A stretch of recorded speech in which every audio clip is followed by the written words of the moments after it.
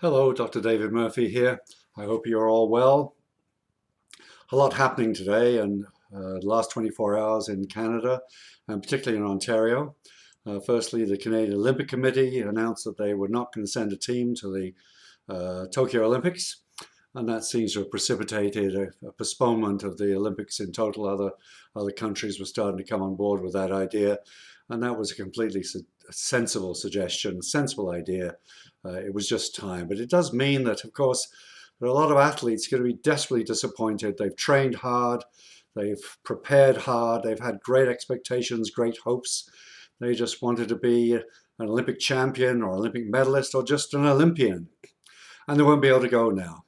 And for some of them, it might be a missed opportunity. They might not be able to go in a year's time. Injuries happen.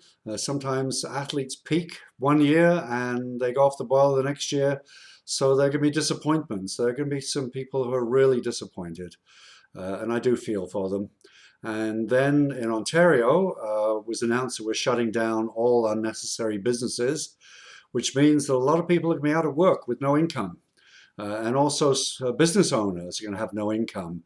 And yet I'm sure they have other expenses to pay, rent, mortgages, loans, just heating and so on their businesses. So again, there are a lot of people hurting there. So a lot of people struggling. And of course, we feel for them for that, don't we? I think all of us are going to feel compassion and empathy for someone who's hurting because that's what we do when we're humans. Many of us will know someone who is suffering right now for one reason or another because of the coronavirus pandemic. And what's important to remember too is that we use our imagination to be empathetic and compassionate. So when someone's hurting, when someone's suffering in some way, what we do is we imagine ourselves walking in their shoes. We imagine what it would be like to be going through what they go through. And we empathize with that. There is a risk to that, however, and we know that in the helping professions because we spend a lot of time empathizing and being compassionate. We spend a lot of time walking in other people's shoes. And what we do know is that our brain does not know the difference between real or imagined.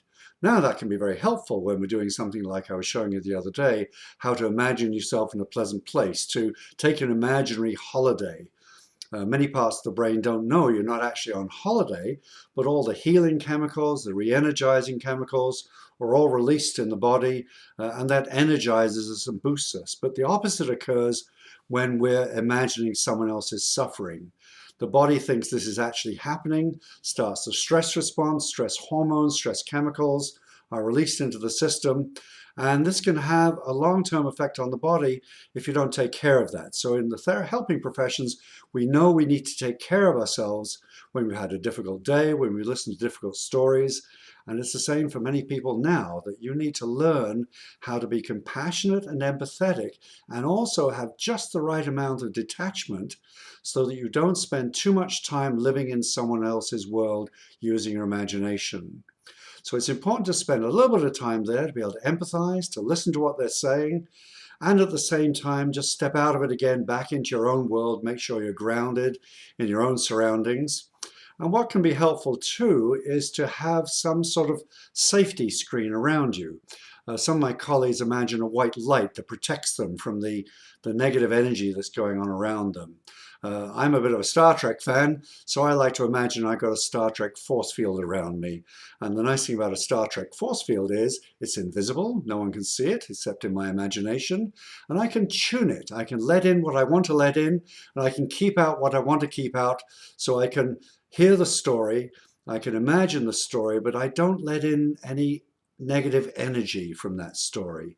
And I only spend a little bit of time there, but I've always got the screen up, the shield up around me to protect me from that energy. And so when I've listened to the story, and that's an incredibly powerful healing tool to listen. For someone else to have someone listen is a powerful healing tool, and it does help to feel better, to sometimes find solutions too when they can get into a positive energy. So we need to project our own positive energy at that same time. And then when the conversation is over, we need to make sure we release any negative energy or any pain, any emotional pain that we might have absorbed during the conversation. Sometimes movement does that, literally shaking the body, moving the arms, walking up and down can shake away that energy. Sometimes what I do when I'm leaving the office, I'll imagine having a shower, an imaginary shower that washes away any negative energy, any pain I might have unwittingly absorbed. So it's really important to do that. Yes, be compassionate, but also have just the right amount of detachment. And then you'll actually be more of a help. Because if you go down into the deep darkness and the pain with someone else, you're experiencing it. Now it's like two people have fallen down the well together. Neither of them can help each other. So it's really important to stay positive, stay energized, and that way you will help someone even more. So I hope that's helpful. Yes, keep being compassionate. There's a lot of hurting people out there, but we will get through this together. This is Dr. David Murphy.